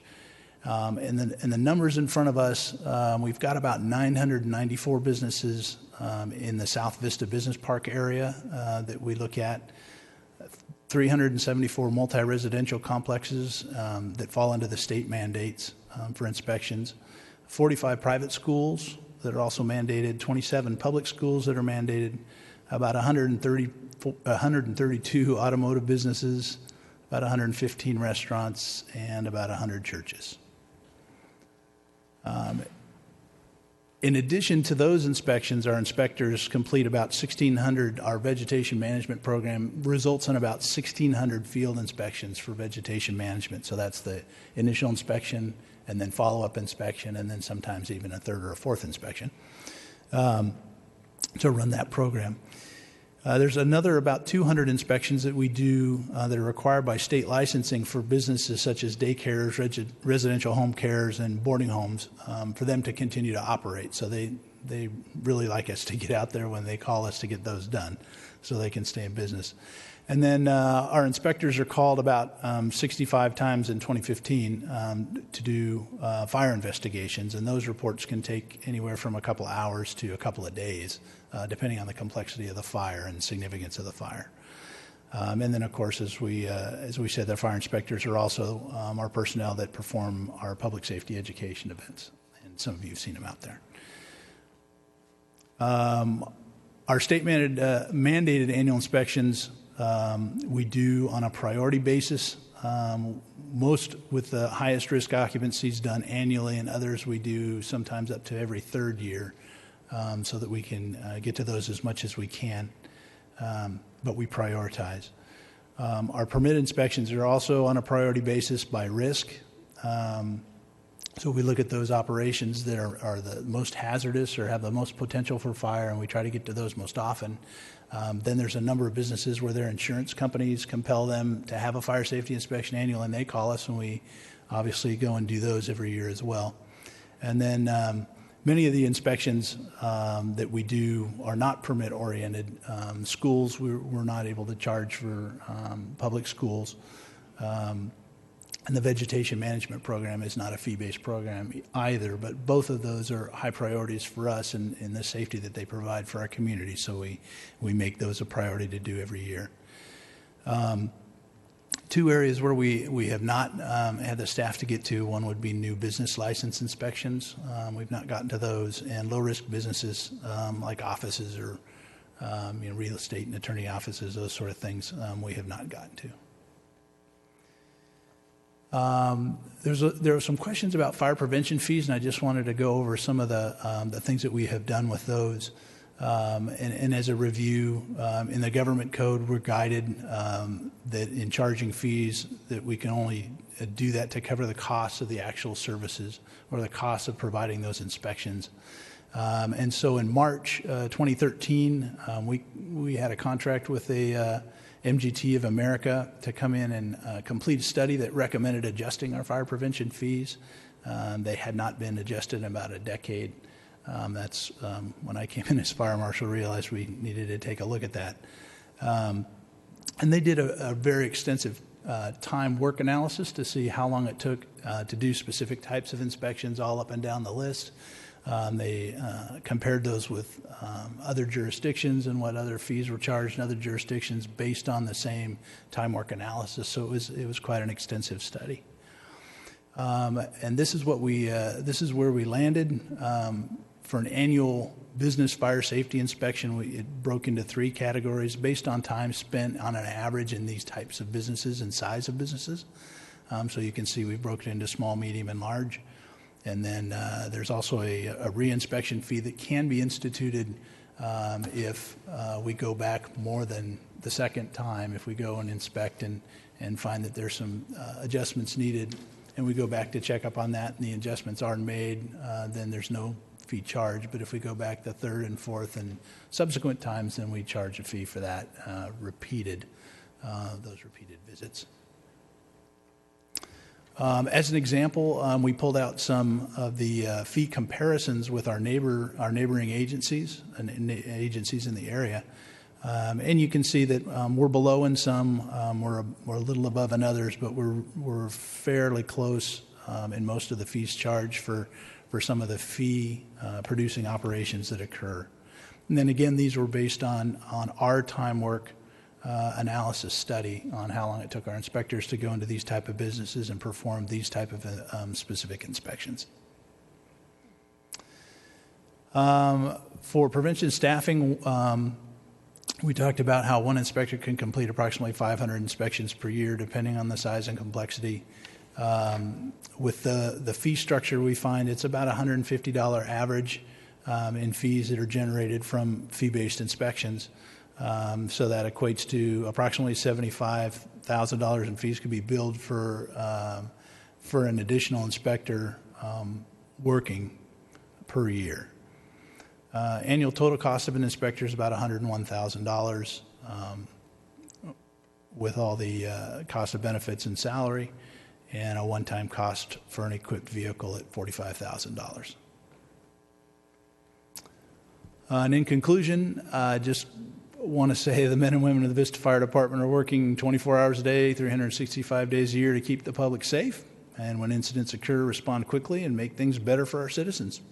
And once again, thank you for the opportunity to come in front of you and share the information with you. And I'm happy to answer any questions you have. Thank you. Do we have any questions? Councilmember Franklin, are you that from last time, or is that a new one? Okay, then Deputy Mayor Rigby. Thank you. I just wanted to say thank you for what your fire department does. And I have heard from other sources, other areas around the county, the good job that our department is doing on the mutual aid assignments that you have. And I did hear that we still have a unit out there. So I just want to say that the fire department for Vista is doing a great job. And I congratulate you on your accreditation. That was phenomenal. And I'm very proud that we're the only civilian department in the county that has that. So I just wanted to say congratulations. Very, very well done. Thank you. Thank you. I agree that you do a great job for us. Councilmember Campbell. Thank you, Mayor. Thank you for the information. This is, I think, the first time we've had this since I've been on the council with the fire chief coming. And I know I talked to you a while back ago when I saw you made an update to the Fire Protection Board and thought this would be a good idea to have this presented to the council and on a regular basis. So I thank you for doing that. Question for you, though, about maybe this is an item to come back in the future. I think the council, we discussed it previously, but it's in your presentation about fire prevention and the inspectors. How long does it take for us to re-inspect a business that may need re-inspection on a rotating basis, on a revolving basis, in the business park, for instance? Does it take us 3 years to get back to that business? Does it take us 2 years on average? It really depends on where they fall on that risk profile that we use. So some we're in every year, and need to be, and those are typically just those businesses that are either a more hazardous operation where we need to really help them to stay fire safe, or if we have compliance issues where we have repetitive problems with them, that we will go back more often to try to help them operate more safely. And then there are businesses that either don't have things going on in there that are real hazardous, or they're very, very compliant and have a lot of safety measures that are already in place. And so we come in and see that, and they have, some have on-site fire protection specialists that actually work in there, and safety officers that work within their operation, and those we probably are the ones that we're seeing every 2 or 3 years. Okay. Thank you. Councilmember Aguilera. Thank you, Madam Mayor. I want to thank you as well for the presentation. It's very informative. Gives me a little more insight as to what you and your firefighters do out there. It gives me greater appreciation as well. In fact, I just came back from the Eastern Sierras, where it is very dry, and the landscape is changing out there, Mono County and all that, and I've seen some fires, and saw some fires on the way up and on the way back.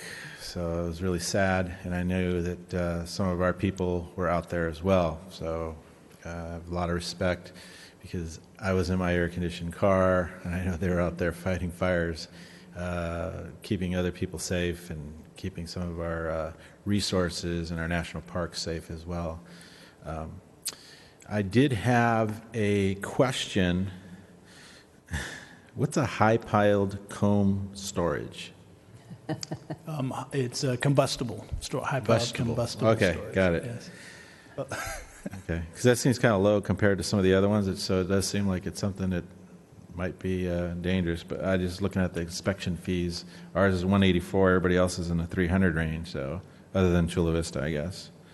So do you? I know you must compare these, right, to other cities, and Yeah, that was all part of the study. And then, Okay. Part of how long it takes our inspectors to physically inspect those. And I think that's probably due to the fact that a lot of those operations are in our business park, which is a newer business park. And so, with the sprinklers and with a newer operation, it's more organized, and, the rack storage rather than home-built high-piled storage. And so it's probably, our guys are getting through that a little quicker than we would the hodgepodge of maybe other cities that have older buildings, older commercial setups. Okay. And I think the rest I can probably go over with this city manager on a couple other questions I had. But that's it. Thank you.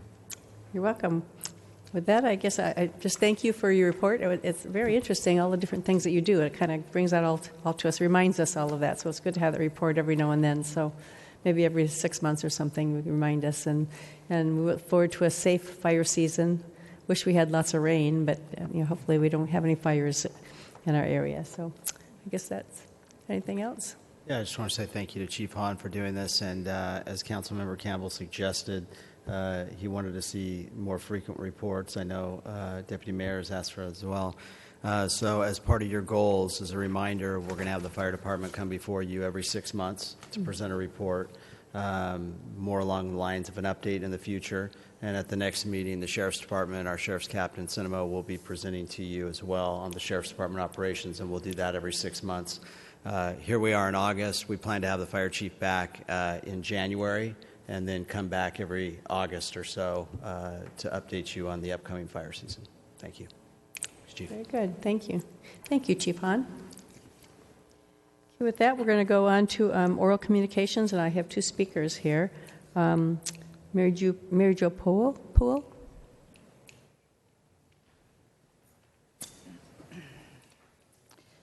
Hello, everybody. I am back again to update the council on some information on the multifamily housing crime-free ordinance that they recently passed on 809.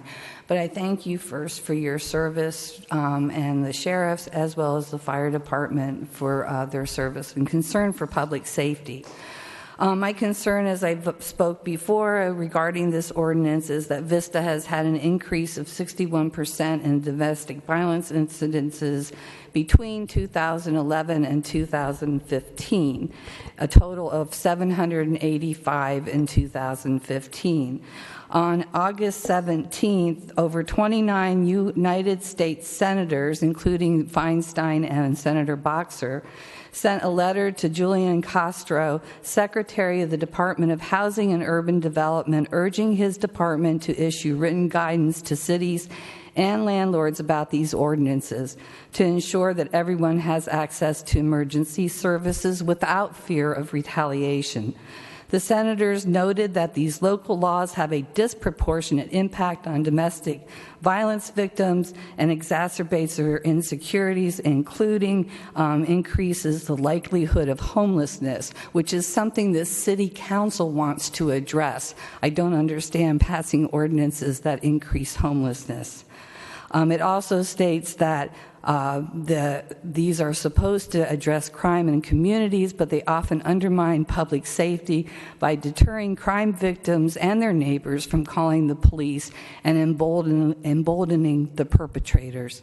The senator's letter to HUD asserts that such ordinances may violate federal laws, including the Fair Housing Act, Americans with Disabilities Act, and the Violence Against Women's Act that apply when these ordinances are enforced against domestic violence survivors, people with disabilities, and communities of color. Certainly in multifamily housing ordinances, these are some people who are the most vulnerable in our society. No one should have to choose between being safe or being homeless. I ask the city once again to either repeal this, withhold implementation until further federal guidelines are issued, or and evaluate its potential impact on families of domestic violence, mental health issues, and people of color in this community. If it's implemented, the city should ensure appropriate documentation is provided to tenants, and any assessment includes evaluation of the families and individuals impacted by this ordinance. I have 2 pieces of literature, an ACLU letter, and the United States Senate that I want to add to the City Council tonight. Thank you. Our next speaker is Nikki Leeds.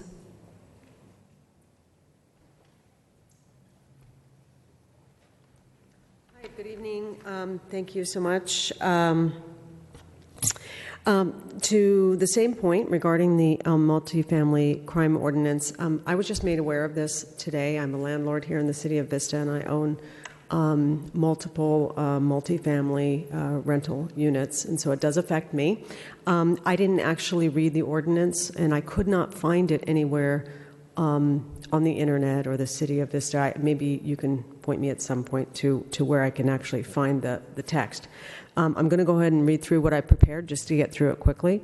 It has recently come to my attention that on or about August 9th of this year, the council passed a multifamily crime ordinance that would essentially put tenants and landlords at risk of penalty if calls were made to city service offices to report a casual disturbance or a crime. Because I could not find the city ordinance online, I decided to visit the Code Compliance Department within the Civic Center today. When I asked about such a recent ordinance that was passed, I was told with 100% certainty that there never has been, nor is there now such an ordinance, although the person who alerted me to such an ordinance being passed was quite certain that the ordinance in question goes into effect this October. Having clarification as to whether there is or isn't such a nuisance ordinance would be incredibly appreciated. The reason I pursue this information is because I am a local landlord and own various rental properties within the city of Vista. I always encourage my tenants to call the sheriff's department if they suspect a crime is being committed on or around the property for their safety as well as their neighbors. I also encourage my tenants to stay watchful for other nuisance issues such as tagging, unsafe activities, etc., because I believe a watchful community is a safer community.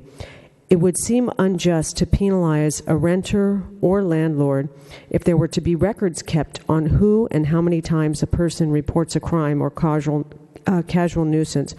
Rather, health, safety, and comfort residing in one's home or apartment seems to be the number one priority, not whether inconvenient phone calls were made to the authorities. It would be of great concern to me if the City of Vista has an ordinance on the books that would actually penalize renters and landlords for being responsible citizens. Sometimes ordinances have unintended consequences, and it would be tragic if a crime were not to be reported because a tenant were fearful of getting his name on a strikes list, which might lead to penalties or fines. Thank you for taking this under consideration. Thank you. Thank you. With that, we will move on. That's the last of our oral communications. So with that, we'll move on to remarks, and I will do my comments here, and then I'll send it down the line there. So on my comments here, the Moonlight's Titanic, the musical opened last week and runs through September 3rd. Ticket information is available at moonlightstage.com. Community Faith Center in San Marcos is hosting an ice cream social for the public on Saturday, August 27th. That's this Saturday, to honor Vista and San Marcos Sheriff Departments. The event takes place at Brengle Terrace Park from 3 to 7 p.m. and is free. So come over and have some ice cream. The city is looking for volunteers for their Vista Cares Business Walk on September 15th. Two-person teams will survey companies in the business park on their organization's unique needs and concerns. So call Economic Development at 760-643-5245 or check online at cityofvista.com. And that is for the business walk on September 15th. And the Vista Library is sponsoring a Helping Women Help Themselves seminar on Saturday, September 10th. For women who are currently operating or thinking about operating their own microbusiness. The seminar is free, but you must register at hwht.org or contact the Vista Library at 760-643-5100. So I'm going to pass it on down. I think I'll start with Councilmember Aguilera. Thank you, Madam Mayor. So I have one report from NCTD. They are vigorously enforcing the no trespassing zone on the tracks because unfortunately, seems like every month we have an unfortunate incident and usually ending in death. So I know it's not the most popular thing especially for the people on the coast, but it's really a tragic situation when someone encounters a train. And it seems like I get reports on that, like I said, at least once a month, if not more often, somewhere along the track. So just want to put that out there, that's something that NCTD has decided to go ahead and start enforcing this summer. They just really started last month, and they will continue to do that. And hopefully we will prevent deaths and injuries, and even if it's only one, that's important. On a more positive note, I did have the opportunity to go to one of our festivals downtown. I went to the barbecue festival, and I was really impressed. I mean, we had a ton of people down there. I mean, they do close down the city or the downtown for a couple of days. But I think it's definitely worth it. We get all kinds of people down there. Had some good food. I added to my bottom line as far as loosening up my belt. But anyways, it was a real good event. I think it's positive for the city. We got a lot of people that come in from out of town. Obviously, a lot of the barbecue people are from out of town, but they bring in people. We're just getting a lot of recognition. And I think other cities are starting to recognize us as well, which is great. Thanks. Yeah, great food, too. Councilor Campbell. I'd just like to add that I had the opportunity, along with the Deputy Mayor, to attend the ship naming ceremony for the USS Basilon on Camp Pendleton last week. That was attended by the Secretary of the Navy, and had an opportunity to have a nice conversation with him about the importance of the economic impact that the Navy has on the county's overall economic health. And that's all I have to report. Councilmember Franklin. And Deputy Mayor Rigby. Thank you. Yes, that was a great event, and he was a very nice gentleman to have a chat with, very engaging, and very familiar with the area and the region, which not all of our visiting dignitaries I can say that about. Sandag meetings this month have all been canceled, so I won't have any Sandag report until next month, and we're back at Encina in the morning. So, yeah. City Manager. Thank you, Mayor. Just a couple items. The city received national honors for its financial reporting. This is the 28th consecutive year that we've received this, and with the transition, we have Lauren Warham as our finance director, and she's no longer a new finance director. She celebrated over the weekend her 1 year as being the city's finance director, so we can no longer say she's new. But Lauren and her team did a great job in completing that and achieving that for the department and the city, so I want to let you know that.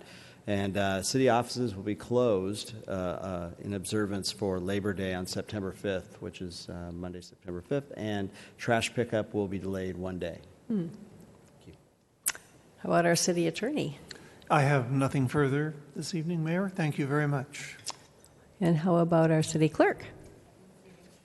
So I just wish everybody a happy Labor Day. It's coming up in a couple of weeks, and with that, we are adjourned.